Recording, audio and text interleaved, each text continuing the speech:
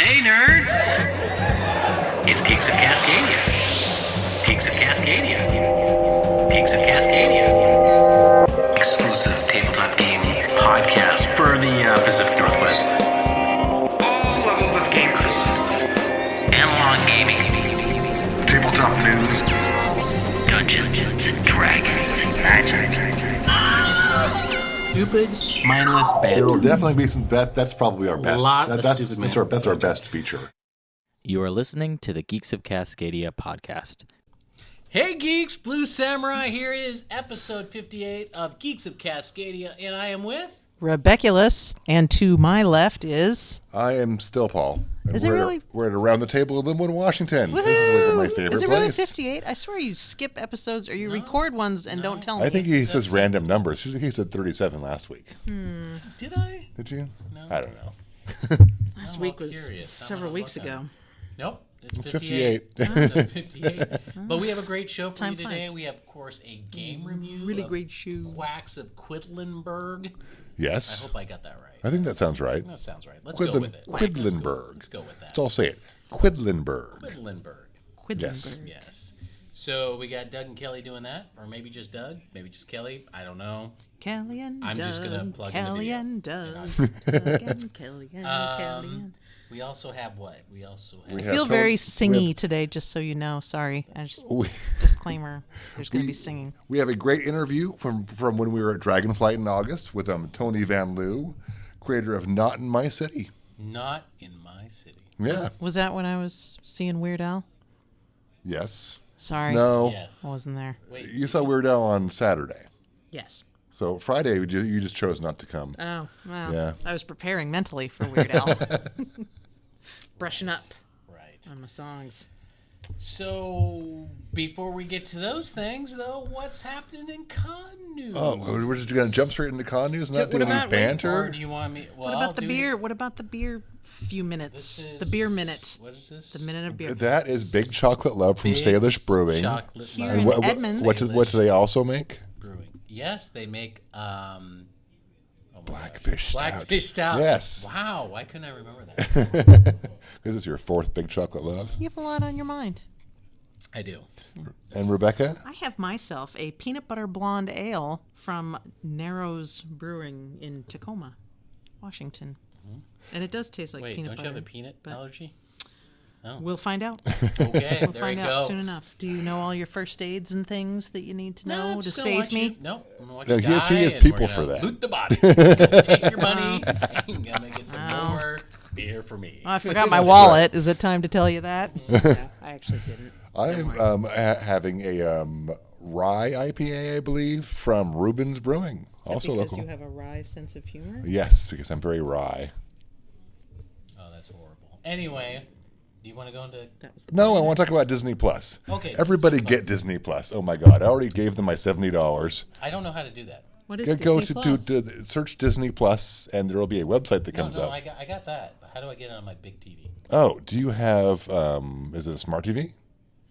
I don't know. Do I have Okay. Do you have a PlayStation 4? No. So get a PlayStation 4. No, don't, because the 5 comes out next year. That would be stupid.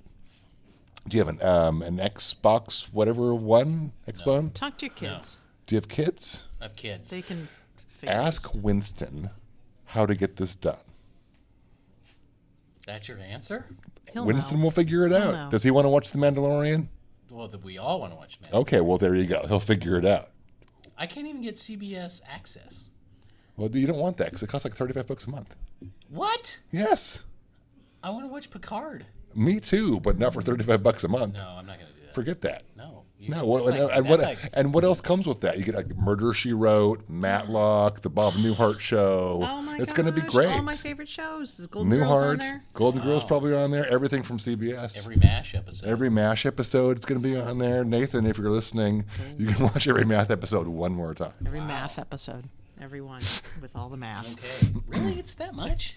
I think so. I'm pretty sure. What happens when every network has their own app? We're going to be spending $2,000 a month. I We're won't. I never will not gonna be. talk to I don't each watch other. any TV anyway. Never I just fall again. asleep. So, I've been watching The Man in High Castle. oh yeah, I have not seen. Just started doing I'm intending to watch that. Seems interesting. It does. I've been watching. Shoot, I forgot what it's called. It's starring Paul Rudd, Living Two Lives or Living something like. He's double. He got cloned. Oh. He's like a better version of I haven't heard of that. himself. Living Okay. with yourself, something like that. It's kind of neat. It's kind of scary, but kind of funny. Okay. And it's got 2 Paul Rudds. 2 Paul Rudds is better than 1 Paul Rudd. It is. That's what I heard.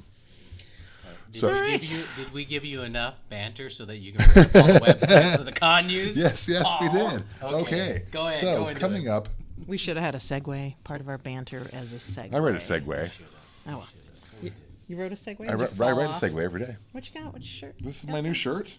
I bought this to support one of Will Wheaton's charities. What does the shirt say? Since this is It an says audio podcast. Acting Ensign, Oh, okay. All right. and it's got the Black Flag logo, but with Acting Ensign colors on it.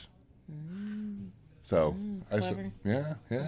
Will Wheaton's very clever, and I support his charities. What is whenever I can. what is that charity for? I don't remember it because it was Wow. like If 4 you months ago. like Will Wheaton, but you hate Wesley Crusher. I don't really hate Wesley Crusher don't like anymore. Wesley. I did at the time. I don't like him. I don't But love like him. Will That's Wheaton. because you. I like When's Will the last time you actually watched Star Trek: Next Generation? It's been a while. So it's like as an adult, you have a whole different attitude. I just still think of him as the don't Stand think so. By Me kid. I think you do. Was he? He was the lead in Stand By Me. Him and River Phoenix. Oh yeah, saw it he? 9 Oh, yeah. times. I don't think about that. I don't. Because you're not a girl. It's a girl. Because it's a Stephen King movie from the '80s, and it's like, thing. You don't even really remember that when you're watching. It's a girl thing. It's a young girl thing. Were you ever a young girl? No. You sure? Pretty sure. I haven't known him that long. It's possible he could have been a young girl Could at have some point. So speaking of young girls, By the way, Is that the segue? This podcast would have been totally okay with that if that is the direction I wanted to go. yes. That's right. We're very I support progressive. you. We're Wait, I very want to very hear how he's going to progressive. finish All right, this segue of speaking Okay, of young so girls. in Portland, Oregon, November 15th through 17th, Kumoricon. It's anime culture and fandom combined. More of what you love. It looks really, really cool. They support cosplay and all kinds of fun anime stuff. That is at the Oregon Convention Center. There's a lot going on that same weekend. In Vancouver, BC, very near Portland, Oregon. By the way, that is Portland, Oregon, not Portland, Maine, since you guys always call me out on that. Well, it's good to specify. You never know. Vancouver, Some super BC, rich, which is dumb not person near might Portland. I got the wrong Vancouver. fly off to Maine. We've got Could happen. KupoCon, which is a Final Fantasy X themed convention, which sounds great to me. We've got the person who was clearly voicing Aerith Gainsborough for the Final Fantasy VII remake. Hey, they kind of look like the That's one of the characters famous they people. voice. Well, yeah, Kinda, sorta. and the guy from Final Fantasy X who cooks, who does that voice, David Beckhamish. whatever his name is going to be there. Looks really cool. It's November 16th. There's a Moonflow Masquerade at 8 p.m. until late. It's going to be at the Pinnacle Hotel in Harborfront. Look, they spelled harbor with the O-U-R. Because like it's the fancy. Because you get to Canadians charge kinda, more. Yeah. You get to charge. Is it Well, they Canadian? are Oh, Canadian. yeah. So you also get to charge more That's cool. if you use the U in harbor or color. Did not know that. And the same weekend in Seattle, Washington is November 15th through 17th.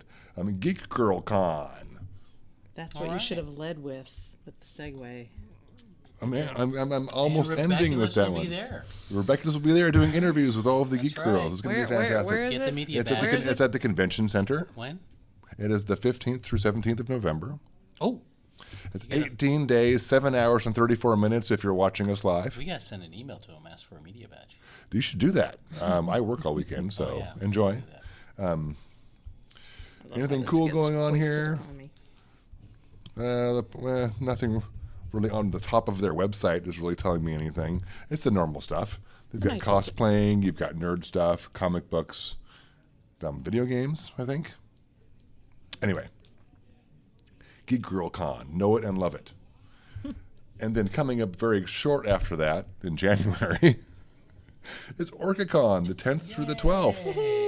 Yeah. So go to orcacon.org. You can get your badge there. You can click the link to reserve a room, which is the smartest way to do it. You can check out the food trucks that are going to be there. Off the Res is going to be back. That was really, really good last year. Did you partake in that at all last year? Off the Res food truck? I don't remember. Was it really sloppy? I think so. Oh, then maybe you did. I feel like I visited almost every food truck. Okay, it was delicious. It was really, really good. It was really hard to eat, but it was really, really good. So they're going to be back. I feel like I sat in the hotel and ate from the hotel restaurant You probably instead did. of going to the food. I think I was there during the Gap, where the food trucks, Yes, because they weren't overlapping. That's not going to happen this year because there's going to be overlapping. No Gap. There were from the point where That's they an start awesome to they change. end in the evening. There will be a food truck available. The coffee truck is going to stay all day until they run out. It's wise. I hope Yes, they bring because a we lot. all want coffee. Who doesn't? I do. I want some right now. I like that room coffee.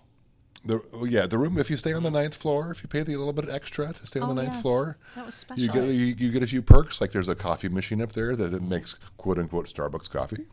And usually, if you go to Paul's room, he's got some kind of hard liquor. Oh yes. Well, I am still Paul, Yes. and that's what I do. Still. Like Still, I have a still in my room. Hopefully, it won't explode this year like last year. So that's my news for OrcaCon. But orcacon.org. Check it out. Get your badge.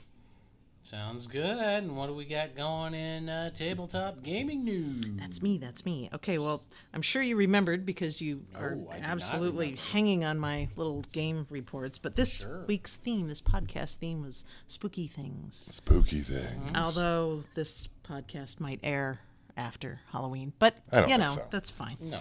So, Well, maybe. so I was looking up some spooky things, and here's what we found. We found from Pocket Option Games, Rock Band Fights Evil.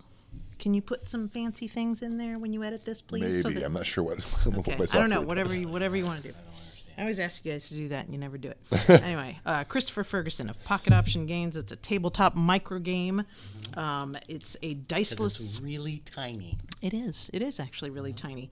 In fact, part of their little spiel online was that it all folds up into a 4x6 envelope. It's only letter postage, so they don't have to go through customs declaration or any extra fees or anything, and they can get it to you like that, wherever you are in the world. Smart. Diceless microgame. Hell has come to collect promised souls, but the rock band who sold their souls won't go without a fight. So Rock Band sold their soul, as rockers tend to do, so they can make it big, and then it's time to pay up. And you are either the Rock Band or you are the demons from hell, trying to grab their souls for your big evil boss. And that's it, I guess. There's just little tokens and a board and a rule book and a title page, which takes the place of a box. Again, saving on shipping. These guys are thrifty. They have a lot of pocket games, I guess. This is what they do. But shipping really messes things up. Yeah, I wondered if it did, and that's why these guys were really on top of it, and there was a big thing about it, and I was impressed. Don't get me started on shipping coconut water. It's very complicated. Going to get still, Paul, started on coconut water. All right, so second in the horror-themed games that I saw are called Vamp on the Batwalk. Like, you know what a catwalk is, obviously, right? So Vamp on the Batwalk. It's I by, shake my little tush on the. Yes. Okay. Yes, exactly. It's an old lady song that only 3 people on the entire podcast recognize. That's not true. Which is us 3. That's not. Who sang it? I don't remember. Right, said Fred. Come on. That's right. Cody Thompson of Gold Nugget Games created Vamp on the Batwalk, and I actually watched the little video, and it was cute as can be. It's super easy to learn. It's like a trick-taking game for 2 to 6 players, and you got these 6 different sets of pretty colored tarot cards. The whole game's really nicely colored. Rule book and 6-player cardboard standee things, and they're all like these really attractive and well-dressed vampires. That sounds Young. awesome. I know, it's kind of cool. The box itself becomes the board. You turn it over, and there's Cool. a catwalk, and it also serves as a little score tracker. And you shuffle all your little decks together, and when you hold your hand up, your hand is facing the players, so you can't see your own hand. And you're playing your cards based on color and some other kind of strategy, and you just move one by one till you get to the corner of the end of the catwalk and fall off and win, I guess. Cool. So that was Vamp on the Catwalk, Gold Nugget Games. I say that.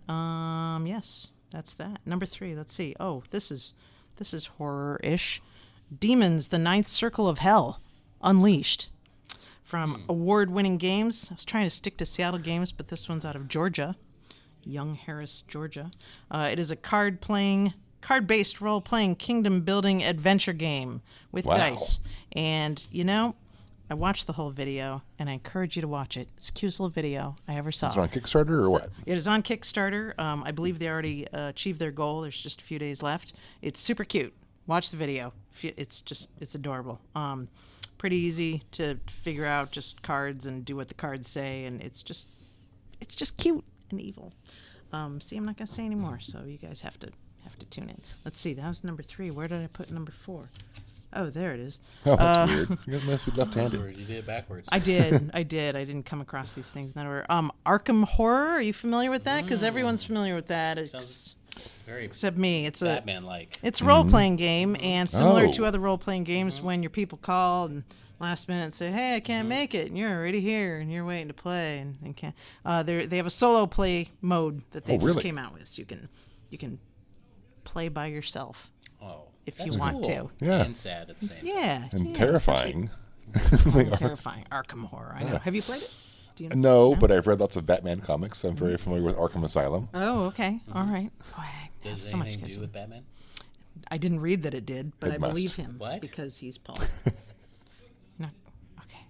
And then Zombicide is apparently a game that already exists. It has a 2nd edition out. It's got new art, new minis, new expansions and adventures. Zombicide. I'm not a like real. zombies. I know. I was going to say that, They but I want to scare me. alienate everybody. Yeah. They bore me. They don't scare me. They scare bore me. Oh. Your arm's falling off. You're eating brains. I don't even see it. I don't even see the attraction. Anything that happens in a swarm. Ugh. Yeah, that's true. Swarms make things bad. Okay, Z-Man Games has they've had a game for the last 5 years called Pandemic Survival. You ever played that? No. You're nodding like I think you played these, and then I asked you and you haven't. Not at all. So they've been doing this for a while now, but there's a new edition out. Humanity is in danger. Barbarians, disease, floods, and Cthulhu are all coming to get us, and they must be stopped. Z-Man Games has already posted this year's events. I guess it's a very cooperative role-playing game that you can play with other people. People around the really world. enjoy Pandemic. They're really into it, and it looks kind of scary. It looks like you have to really cooperate with a lot of people. I don't think I'll be partaking. I don't like to cooperate. No, I'm not me very either. cooperative. Like to attack. Well, D&D is a kind of a cooperative game. Well, It depends how you play it. Yeah, but that's just you guys, and it's fun. So this one doesn't necessarily count as horror, depending looks on. like this very strange sort of profile there. Yes, it does. In my opinion, this is a horror-related game. It's called Disgrace to the White House with race in capital letters. We are a non-political podcast. Non-political podcast. Yes, I thought you'd. Yeah, they come with these cute little playing pieces. It's like someone's head in profile. Yes, and I watched the video, and you'd almost think it comes. It's way beyond Kickstarter. Yes, it was, and it's done and just up there. It is. Let's face it. Let me just read this because. Okay. Yeah. Go ahead. We're in a poop storm. Every day there's something coming out of 1600 Pennsylvania Avenue. Not going to read that parenthetical part. It is embarrassing to the nation and dangerous to the world. If this were a fiction story, no one would ever believe it. So we made up a board game that almost writes itself. Disgrace to the White House by, Tiny Hands Games out of Seattle. Yay. Cool. It is an R-rated satirical board game where you are trying to take over the presidency. It's a board game for people with an IQ over 50 across the globe. Is that high? Is that low? Am I? That's low and it's a little rude. But in between protesting, marching, and crying into your pillow, let's all laugh a little bit too. Disgrace to the White House offers catharsis during these trying, fact-free, tiny hands times. Players brush up in the Electoral College, the envy of authoritarian fascists worldwide, as well as DJT's certifiably insane tweets, and blah, blah, blah. So you're basically trying to take over. And yes, the pieces are shaped in the profile of a certain political figure. Yeah. All right. Interesting. Anyway, and then this is kind of horror related, and I just want to mention again because it's my little buddy, Trenton Payne, the Cats of Cthulhu. It's actually on Kickstarter for 3 more days, but by the time this airs, it will be fully funded. And it's so fully funded. Yes. Gilgamesh Games. It's an awesome. As soon as I find friends, I'm going to play it. Well, I'll play with you.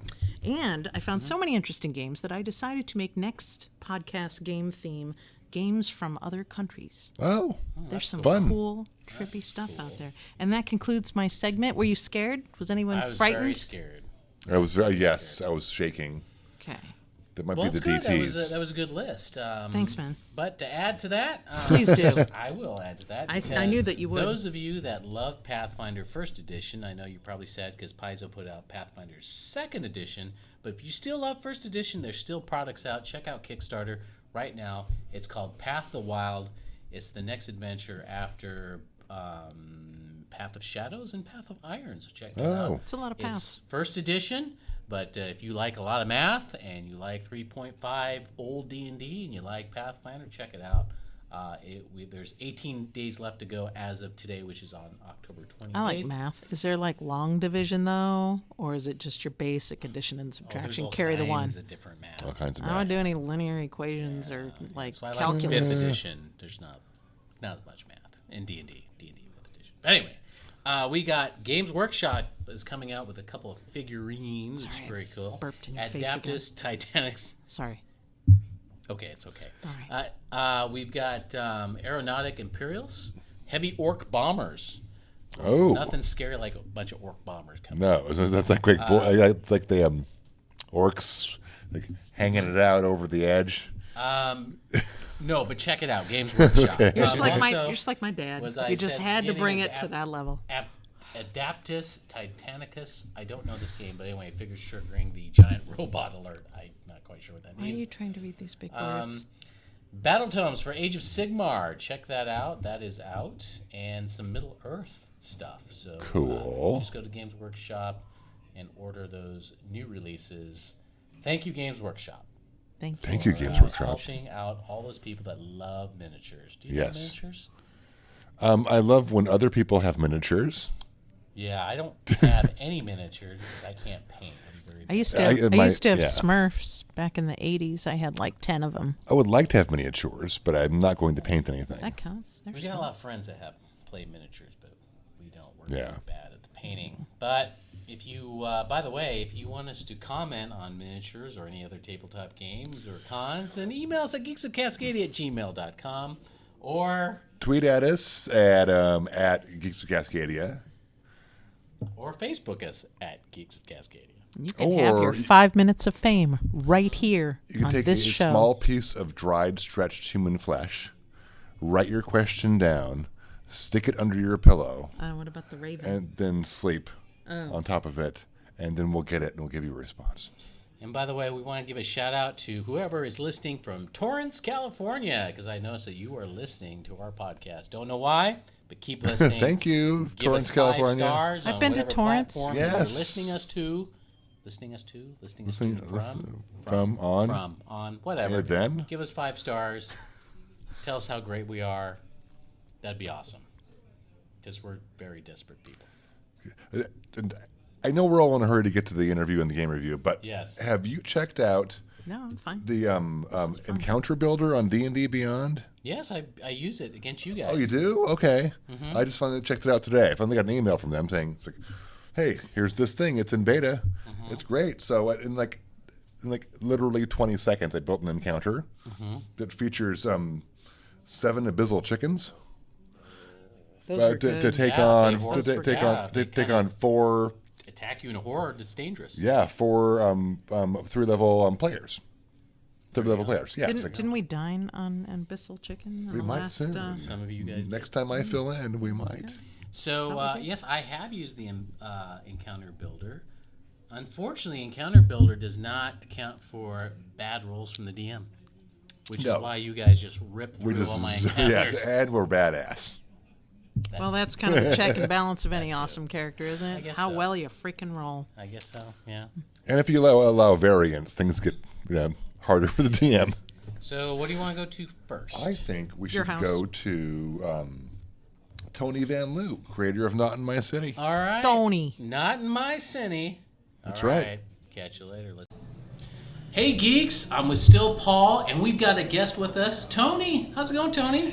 It's going great. Tony here is developing a game. He's a game designer. You see it right here, Not in My City. Mm-hmm. So, Tony, tell us about your game. Well, it's a cooperative superhero board game where you could play as many heroes as you want. Okay. Wow. It can be played by 1 to 24 players, I guess, because there's 24 heroes in the game. So these are pre-generated characters. Pre-generated that you can choose. characters. Can Okay. you make your own characters? Not in this Not- version. Okay, great. And each character has a specific ability, a unique ability that lets it break the rules in some manner, Okay. which is their superhero power. Cool. The object of the game is to fight crime and defeat supervillains. Okay. Okay. Cool. And you wander around the city. The board is just 12 different areas of the city, and with crimes and supervillains in each area. Okay. And you choose a crime to take on, and you defeat the crime or not, and you defeat the villain or not. Is there a game master involved, or this is all with cards drawn and It's all with cards drawn. Okay. All Okay. the players are the team together, working together. cooperative game? Cooperative game. Great. So the expansion that may come out in the future. Maybe some we'll have backstabbing. villains or something like that. Who knows? It might, or we could decide to have a specific city, Okay. Okay. and I the like map that. board is Come by Lake Stevens. Nice little city. No, hey, so I'm curious. You know, I've been playing tabletop games. I know you probably have. Paul has. Is how different is this from, let's say, those that might be listening as Villains and Vigilantes, the current Marvel and DC games they got out there? The old, I don't know if you remember the old Marvel from the 80s that came out. I actually still have that one, Marvel Superheroes. How is it different from that? well. Those are role-playing games, and this is a board game. Right. You have your character, and you can identify with them, I suppose. But this isn't a role-playing game per se. Okay. It's a board game, a card-driven board game. Okay. And so you're with Playtest Northwest. They're helping you out, kind of flesh out the system. Where are you in the game design portion of it? I know you have a very nice box. I saw I saw the board out there. So you've come kind of far along in the process. So where are you right now in this? Right now, game systems are pretty well set. Okay. We're just working on game balance, make sure that the game is a challenge, but you don't work so hard that you want to rage quit the thing. Okay. And I'm looking for somebody who would be willing to talk about publishing the thing. Okay. Awesome. You hear that, Avalon Hill? Yeah. Or somebody, Paizo, whatever. Tony's available for you. So Tony, what inspired you to kind of, get it, just actually design a game? I mean, that's not easy. Well, I've been playing games since I was, I guess about 7 or 8, with my first Helen of Troy games that I got out of comic books. Okay. You remember comic books? I do. I've got long boxes at He home. does. There you go. Yeah. And I wasn't playing games more than about 2 months before I started trying to, I can do this at least as good as these guys. Yeah. And finally, I got married, had kids. Yeah. Been there. Still there. That was kind of a time suck for a while. Yeah. Yeah. But after the kids are gone and my life has gotten more towards the retirement end, Okay. and I now have some more time to follow my dreams, what I want to do. Cool. So if we can't, if the listeners or the viewers here can't catch you here at Dragonflight, where else can they catch you at to play this game? I'm in Bremerton, so I go to the Tuesday night Dragon Horde in Silverdale. Cool.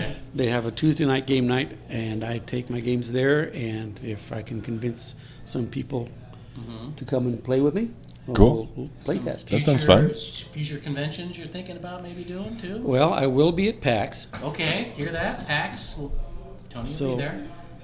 All right. Come on by, All right. and we'll play. All right. Cool. You got anything? What made you go with superheroes? Is your love of comic books or?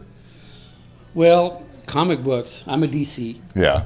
and Yeah. I'm This interview's over. I'm a No. DC. I'm a DC as well. I get lots of. I'm a DC. But my a really good friend all through high school was of Marvel, Yeah.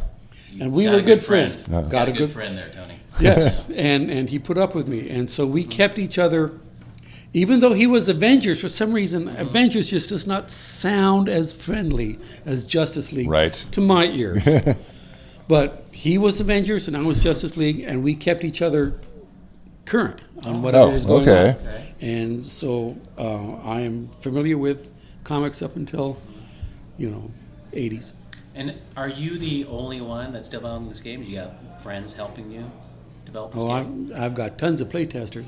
Okay. But this has been all my project, all Wow. my writing It's a and stuff. labor of love. It looks like you put a lot of love into this thing. So, Oh, definitely. Tony, good luck. I hope you get a publisher. Maybe you should Kickstarter. That might be an opportunity for Yeah. you. Tony could.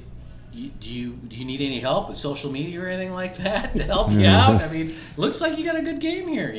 Just got to get it out there. So so check it out. We'll have some photos here too while we're doing this interview. Okay. People will see your game. So Great. all right. Is any way? Are you willing to have anyone contact you? If they're I interested? have an email. Okay, Cool. go ahead. It's It's not AOL, is it? Just No. Tony. Go ahead. it's Juno. Almost as bad. Oh wow! Holy cow!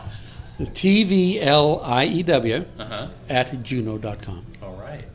Again, Tony, thanks a lot for coming on the show. Appreciate it. Thanks for having me. All right. Take care, man. Right. All right. Oh, it's so great talking to Tony. I love going to Dragonflight. I love talking to game creators, and Tony was one of the best. It's like this game sounds so much fun, and I just cannot wait for more Dragonflight and more working on, so we can talk to more game creators. Looking forward to that. Yeah, We're gonna have a lot more interviews in January. I hope. That'd be kind of cool. I hope so. Yeah. Well, By the way, I just want to put this in for our listeners out there. Thank you, first of all, for listening to us. I know we got some dedicated folks out there. Again, thank you. I do want to apologize. We had some technical problems with our video. yes. Didn't quite sync right. It was not us. It wasn't us. It was YouTube. It was Paul, mostly Paul. And it was In not fact, me. it was entirely Paul. It was not me. My and before is perfect. Yes. No, it's we had some technical problems. So I reposted the video with Kyle from Item Woodworks, and I'm going to recut and repost separately the video with David Gerard from Junk Spirit Games on YouTube. For people like YouTube, is just going to be one short little file of us talking about of the interview, because I want to be fair to these game designers or woodworkers, depending on what you do. So need to get it out there because they're really good interviews, but it's unwatchable because of YouTube. I mean, folks, we don't have the best equipment. Let's not Oh, play no. the blame game here now. That's some but we bad do what karma. We can. Yeah. We do a lot of work. Paul and I do a lot of work on this podcast editing. Yeah, they do. Yeah. I do about 5 minutes worth. Rebecca just shows up and drinks. Yeah, so Rebecca researches the games while I do the con news. Is that how this I works? do. I work about 15 minutes a week on And this you're podcast. going to certain cons like Geek Girl Con. Yes. You're going to provide me with equipment. No, you did well last time. Remember, you had your own equipment. Yeah, it didn't work though. Didn't work, Yeah. though. It worked the second time. Well, because she went to I the went guy's to his house. house. I can't go to all their houses, or can I? Why can't you? Maybe I'll not just weird maybe at I'll all. just network at Geek Girl Con. Sure. And then I'll Yeah, why not? Well, new plan. since we need to get on with the next thing, which is the game review from our Geeks And Tabletop what is Game what is Review. it called? Geeks Tabletop Game Review. What's the game? Oh, Quacks Quacks of of Quedlinburg. Quedlinburg. Yes. quintessentially I don't Are you quacks. trying to be funny? I was trying to do some alliteration with the Q, but I don't know that many Q words. There's not so many. There's There's not. only like 6. There's like a half page in the dictionary. Are there? Yeah, it's Okay. Well. but I don't know them all. Interesting. Well, let's go hear what they have to say. Yes. Hey geeks, it's time for another tabletop review. I'm Kelly and this is Doug, and today we're doing Quacks of Quedlinburg. Quacks of Quedlinburg. Quacks of Quedlinburg. It is the most recent Spiel des Jahres winner in the Kennerspiel category. Kennerspiel. Kenner. I did exactly what I said I wasn't going to do. That's fine. You don't have purple ones out yet, but we'll get to that. I don't have those out yet because they're coming out later, Doug. Yeah. So in this game, we play as quack doctors in the Middle Ages, I guess. Basically selling snake oil and things like that. We're alchemists. We're making potions. Well, yeah, we're brewing potions with the various ingredients that we can get from around town and out in the wilds. And we're kind of seeing who can brew the best potion each round and gain some points from that. It's 1 to 4 players, 10 and up. and it plays about half an hour to 45 minutes. It's 2 to 4 players. 2 to 4 players. 2 to 4 I lied. players. Yeah. 2 to 4. This game was designed by Wolfgang Warsch. You may remember him when we reviewed Ganz Schön Clever. Yep. From last episode. This is quite a step up from that, but it's still a nice strategy game, kind of similar to that dice game. It's got artwork from Dennis Lahausen and also Wolfgang Warsch. And I like the artwork on this. It kind of fits the theme of the game, which is nice. And I mean, the chips are really nice. The player boards and everything well designed. So We'll get you a zoom in later and you can take a look at it. yeah. So this was published by North Star Games in America and Schmidt Spiel in Europe. Okay. It took a while to get over here in America from when it was published over in Europe. Currently unavailable. But it's still currently unavailable over here in the States. Like, no one has it, and we've got it back ordered. I've been told I from can't a ask couple Doug how we spaces. got his copy. I bought it. I bought it at the store. I bought one of 2 copies that we got at the store.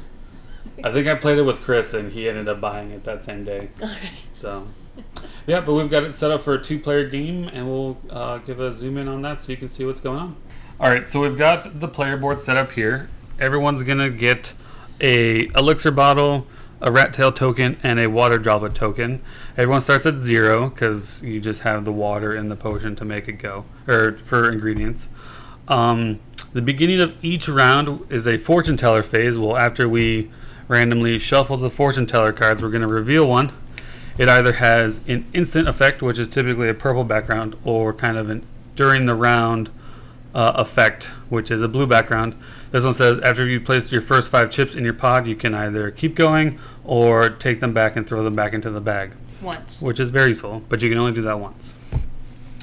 So once we've done that, we'll do the potion phase. This is the press your luck mechanic of the game, where you want to go until either you want to stop or your potion explodes. Now your potion explodes by having more than 7 total value of white ingredients. And we both point to it. So these white ingredients, white chips, have a value on them. All the chips have a value on them.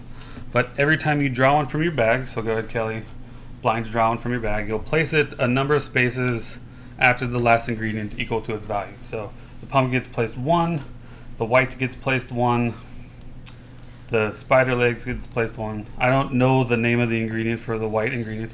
This 2 gets placed 2 spaces away. And so during this phase, you'll kind of push your luck until either... Nope, that goes back 1. That's right. I'll fix it. There we go. Until either you hit 7, which we hit 7 exactly because we've got a 3, 2 1s, and a 2 for a total of 7. So at this point, we'll stop. You don't have to, though. You don't have to stop. You can keep going. But we know from what's in the bag in the beginning, there's only white chips left in the bag, and that'll cause us to explode. So, after everyone's stopped, we'll go into the evaluation phase. So as we have stopped, we're going to take a time to check how many victory points and how much money we have, which is going to be using this bubble right here, which is 1 past the one that you stopped in. This square right here represents how many victory points you're going to get, and what's in the bubble represents how much money you're going to get. There's also rubies on here that you'll gain if it's on the last spot, or if it's on that spot, you'll Like if we gain it. Unfortunately, we covered up this ruby space on this turn, but as you can play through the game, there's a lot more ruby spaces that you could end up with. We also have here the potion. The potion can be used at any time to drink the potion to put back the immediately last drawn white chip. If that chip causes you to explode, you can't drink the potion, but you have to make that decision when you draw the chip from the bag to, instead of placing it on your potion, you drink your extra potion and put it back in your bag.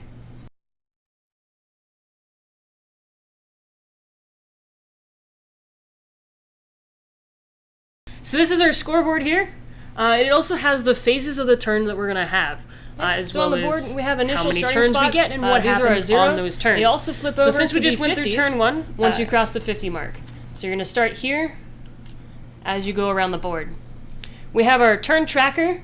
So right now we're on turn 1. And on turn 2, we'll unlock the yellows. And on turn 3, we'll unlock the purples.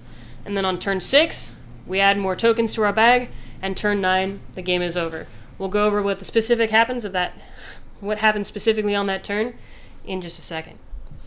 So, evaluation. These are the orders in which things happen.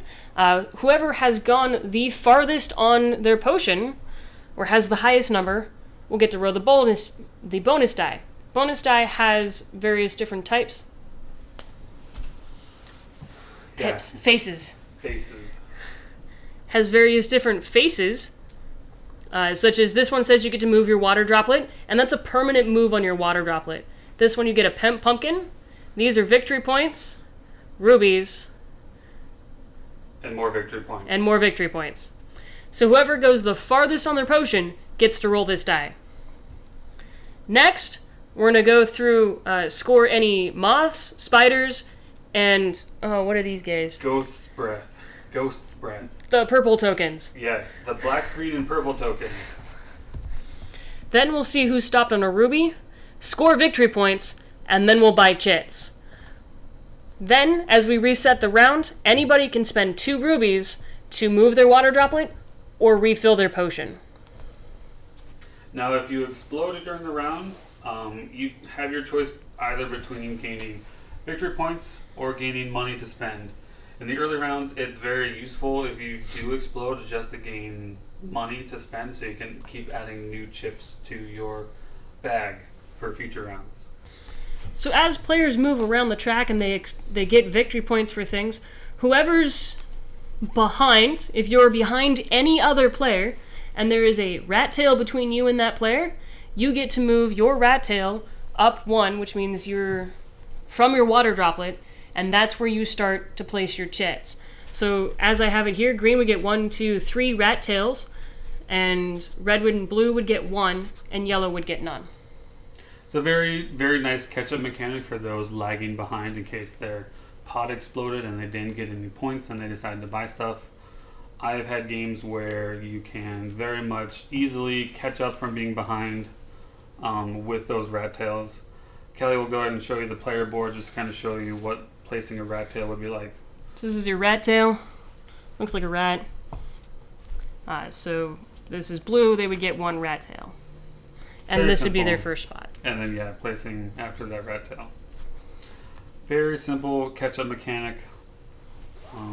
As we play through the game, we'll unlock the Mandrake and the Ghost's Breath as we play through the rounds.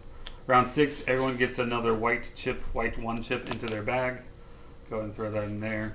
For the last round, round 9, everyone is going to be drawing 1 chip at a time, keeping it in their hand, and then they'll all reveal it at the same time.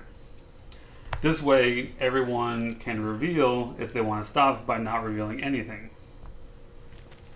So, where the potions phase before was everyone drawing until they wanted to stop, and you would tell people that you stopped. This one, it actually kind of enforces that stop. We found that people were goading each other on to see who would get to roll the die. And this kind of prevents that. I bet you can go 2 more, or I'm at 32. Bet you can't beat my 32. Mm-hmm. I like it a little bit. That way, the goading doesn't happen, and you can kind of see what your opponents are at the same time and kind of guesstimate how much you want to push your luck to try and beat them for this last round. Because also in this last round, there is no spending, but you'll convert your money from a 5-to-1 to victory points. So every 5 money you have, you'll get 1 victory point, which can be useful because towards the end of the game, you start to get up into the 20s and 30s of value potion. And rubies are traded in at a 2-to-1 for victory points. So very, very decent end game scoring. Alright, so for every game, we're going to play with pumpkins and we're going to play with moths. They're always a value 1, and they always cost 3 for pumpkins and 10 for moths. Pumpkins are just basic filler. They're like coppers in Dominion.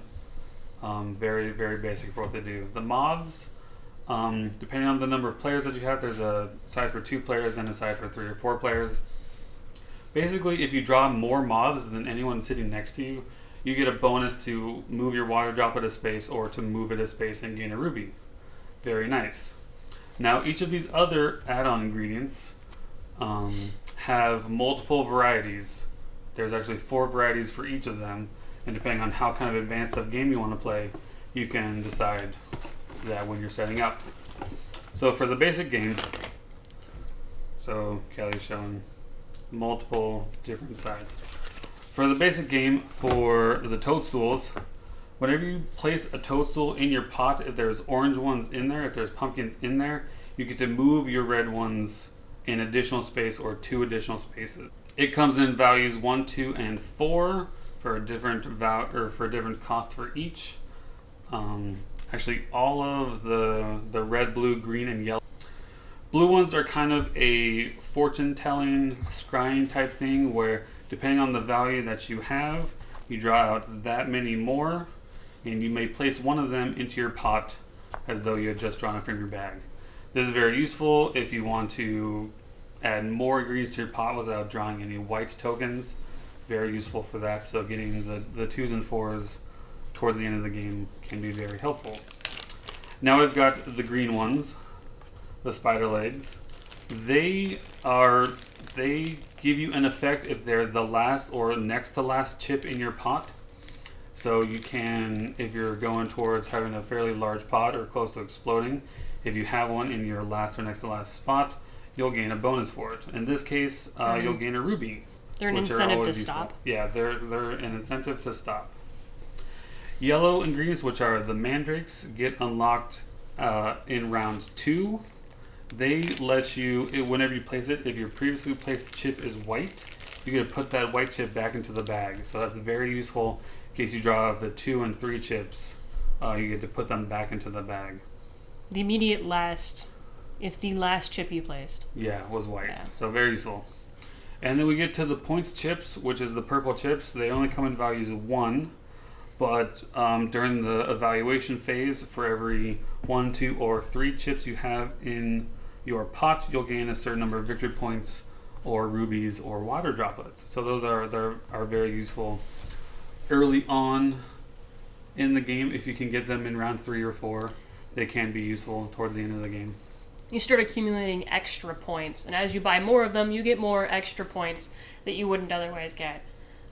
But they're kind of like pumpkins in a way, though, too. They don't really do much. They don't interact with any of the other ones the way everything else does. Mm-hmm.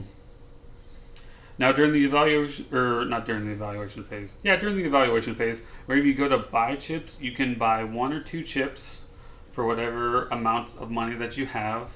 You don't get any change back, but you can't also buy the same chip in the same round.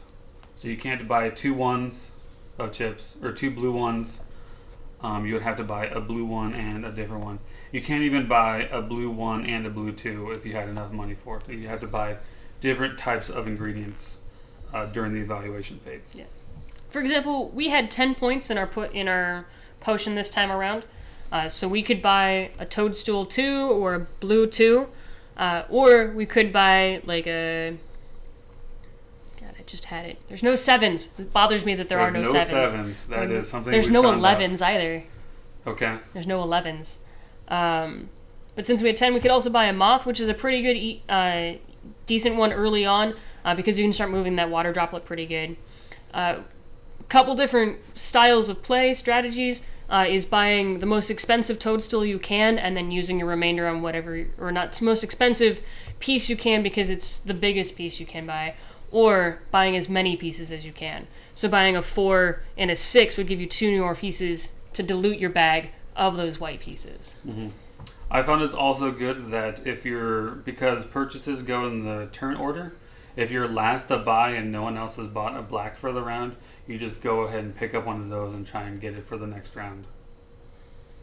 This is a very, very easy strategy game with multiple strategies that you can do. Basically, we've got the different types that you can play. This one is really nice for gaining bonus chips. It's just however complex you want to play the game, you can set it up for that. Yeah. We'll be right back with our final thoughts. So what'd you think, Doug? I like the game. I do think it definitely deserves the win for the Kennerspiel. I like that there's a varying degree of difficulty for the ingredients that you put out. I have found that, I don't know about when you played it with Jason, but whenever we played you would barely break 50. Like we had the one game with Chris, and he just shot above like almost 60 points. But I found that no matter kind of what varying degree of difficulty we played, there was only like 1 or 2 people getting above 50. I think that comes down to how efficient your bag was, because the third time I was playing, I was overflowing my pot the last 2.5 rounds. And so that's already 30 points, plus what I'd already earned earlier in the game. I ended up with like 70 some odd points.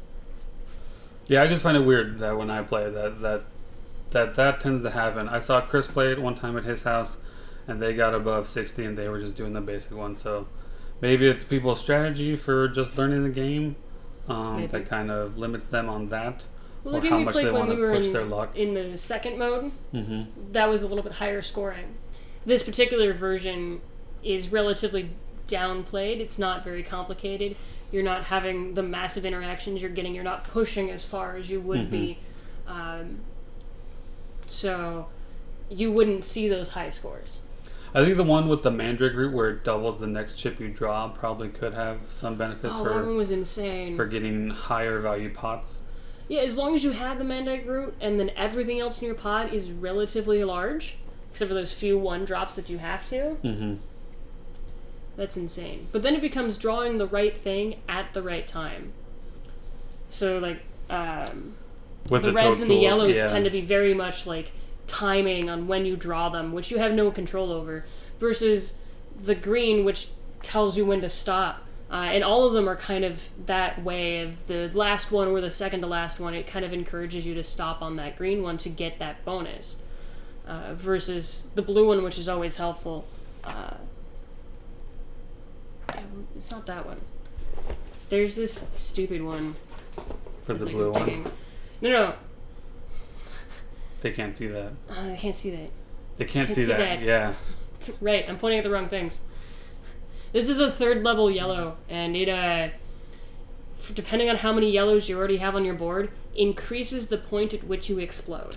Oh yes, that one. That one is nice. That's just, like... They get more complicated as you go. Oh yes, it's more advanced, but I like it. I mean, I would probably still play rank 1 pretty much all the time. Yeah, this is the one that adds the value of the white to the value of your red when you place your red. After you place the red. If you play a red after you play a white, it adds the value of the white. If the previous place chip was white, add its value to the red chip, Yeah. and move the red chip that many places. So 1, 2, or 3 extra spaces. And then as soon as 1 or more red chips are in your pot, your white chips move farther. So you see those Interesting. interactions that somebody's like, oh, what if we do this with this thing? And like, so they came up with all of these cool things that you can get. And you start really accelerating out of your potion. Yeah, the fortune teller cards are nice because sometimes it'll give you bonuses for rat tails that you could get for the round. It just gives everyone a free chip of their choice, or maybe some rubies, possibly some victory points to help you catch up. Oh, yeah. Or the choice.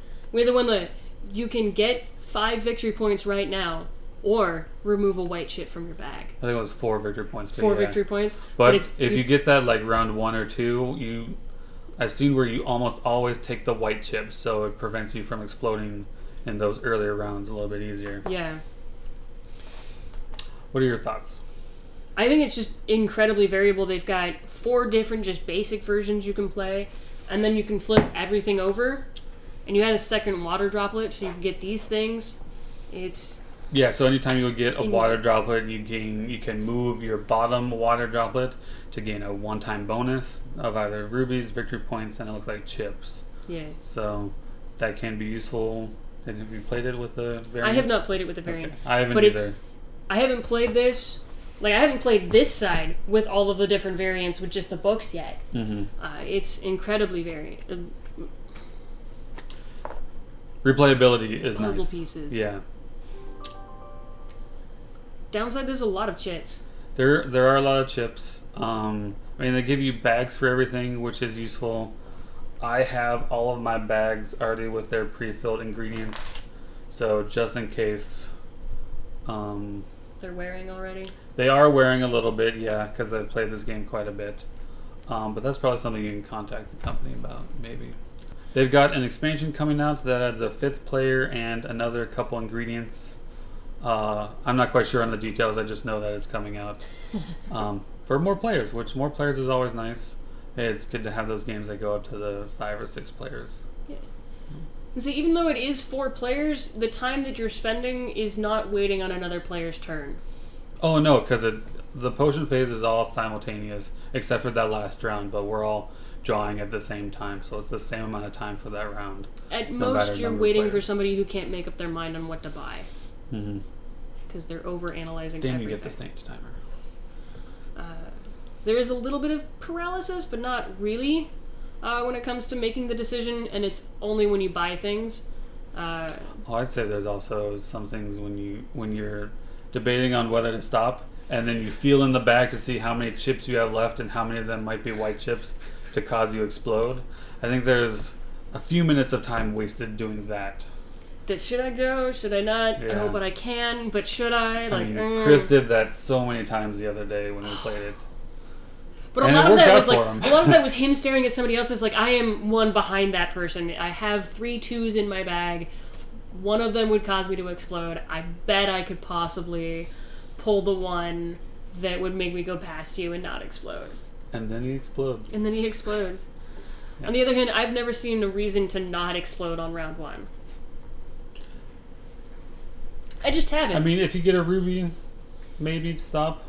If you have that might be the only draw reason. like 4 whites as your only draws, yeah, that would be another reason to stop. The first 4 spots with victory points are all just 1 point, but they go increasing in money. So they don't double up the money until you hit 15, which is when you start your 3 victory points, at which point it becomes important to stop. But the first round, you're not going to get past 10. I think the most I've gotten on a first round is like 12. We did 10 on the first one. So. Yeah. Yeah, it's 10 or 11 for kind of average. At worst, you're going to get 7. Yeah. Like, if you draw all of those things that cause you to explode, you're going to get 7. I think you'll get 8. So 1, 2. You have 4 You'll get to 7. Yeah. As the last chip, and then you'll get 8. At worst, you're going to get 8. Yeah, and 1 point. So pushing to explode and drawing that 3 and getting 11 points to buy. Yeah, it's something to weigh as we play it. Yeah. That's we talked personal about this for strategy. Yeah. So, like I always say, we've got games in the pipe. We've got Feast for Odin. Feast for Odin coming up soon. I really want to do Between Two Castles and Mad King Ludwig. Yeah, we probably have to try Between Two Castles first. Well, I figured we're gonna Whatever. play today, and then next week we'll do the review and play Between Two Castles. Yeah. We'd do that, sure. But if you have any games you want us to try out, send us an email at geeksofcascadia@gmail.com. Twitter also works at Geeks of Cascadia. I don't think I have Instagram, but we've got Facebook as well. Oh, yeah. You can hit us up on there.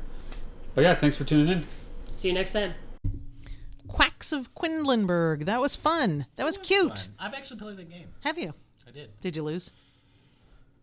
I don't remember. Was it That fun? means he lost. Was it easy to? I'm pretty sure I didn't win. Yeah. No. Doug taught me. Did you pick it up right away? Did you have to have it explained Wait to a you minute. a Maybe few times? Doug didn't. Maybe it was Chuck. You know what? I don't remember. It was a long time ago. Well, anyway, haven't played it was it. cute. I like it. I like the name. It was fun. I had a good time. Well, I think that's it for a show, but I do want to Yes, go throw ahead. one shout out. We've got a new follower on Twitter. no way. We do. Yeah, that happens once in a while. Is that We've a got mistake? no. It's another podcast. They Does that are. count? It does. Okay. They're Kiwis, so Okay. they're from. They're not birds or Oh, fruit. They're g'day, from, mate. No. No. They don't sound like We that at all. just lost them. No, they hate us. It's a Fate of Essen, Fate of Eisen. Essen. I started listening to it. Listened to they're totally the first episode. It's a live D&D podcast. Okay. It's a Kiwi D&D podcast, and I love it. So, Fate of Eisen. That's ISEN. I'm going to put a little thing up here somewhere. Check it out, man. But listen to our podcast, then listen to their podcast. Yes. We should do it live. And then rate our podcast, and then rate their podcast. Yes. Give We us should do a 5 live stars. D&D thing, but we There'd tend to be a get a little lot blue. of editing. No, for we you can do. guys. You know what's holding us back? All our cussing. Your job? No, software. Oh, Is that the thing? I'm working on that. okay. I have a 4-channel interface, but I can only use 2 See, channels. we are old people and we don't deal with We don't technology understand well. anything. By technology. We do our Sad. best. I'm sorry for when we mess There's up. youngins out there just laughing at us. Paul spends Easy most of and- his time yelling at kids to get off their lawn. Yes, Oh, that's me right. too, me Even too. when they're I'm not usually there. just peeking out my curtains like Mrs. Kravitz. I just wait in there's my another front yard thing, for kids Mrs. to get on my Kravitz. lawn. Right. Yeah, Rebecca no one knows. yells at teenagers to turn I down yell at their, all of 'em. their devil music. I did just the other day. I went out with my rake. I said, "You kids, turn that down, filthy rot." It was after 7. Man, I know, right? 7 a.m. Jeez. I know. I mean, because Either 7 o'clock. because, Either because at seven. 7, Rebecca watches Matlock. That's right. I've got them TiVo'd, Matlock and Murder, She Wrote. All right. Indeed. Boom. That is my idea of a good time Okay, while doing laundry. So it is D&D night Getting old is tonight. great. It is. the way, It's, this will be it's the like, final for it's our like campaign, though. finally your last one for DM. But I it's late. think so, maybe. It's almost bedtime. It is. Is this going to be your last one? Just For a while. for a little while, yeah. Okay. What do you think so far? We're gonna. Okay. I think it's fun. I It's don't know what fun. happened last week because I wasn't there. So I gotta read liked thing. the race thing that you did. That was super fun. good. I liked the arena thing that you did. The It was arena thing different. was quite fun. That was Yeah. fun. That was neat. I was hoping for a bigger fight in the hallway, but you launched a bunch of ball bearings. And by the way, Yes. folks, if you play D&D and you get a bag of that's part of your like equipment, starting equipment, and you laugh like, I'm never going to use this. Yeah, Oh. you're going to use it. Oh. Paul used it. That's right. They all laughed at Fog Cloud too, didn't they? Effectiveness. Yes. Great effectiveness. Yes, it works, man. Once in a while, Fog Cloud, ball bearings. Right. Once in a while, this Just the simple stuff. All right. Fog Cloud. Shape water. Did you hear that, Doug? Fog Cloud. Well, we should maybe we'll talk about that. We know we got to do another D&D type. We do. We need to. We keep saying we're going to do sidekick rules. Yes. Yes. Oh, we got to do some of the adventures that you've done. Sure. DM. We've got to do those reviews. Okay. We can do that. Well, I think that wraps it up. I don't think I have any more. Do I have any more to say? No, I don't. No more I got little nothing. snippets Nope. of wisdom Nope, I from don't. your My ancient head's full of brain. stuff I want to say, but stuff I'm not going to say. I just have maybe a few things to say, which is embrace the nerd, and I hope you make that saving throw.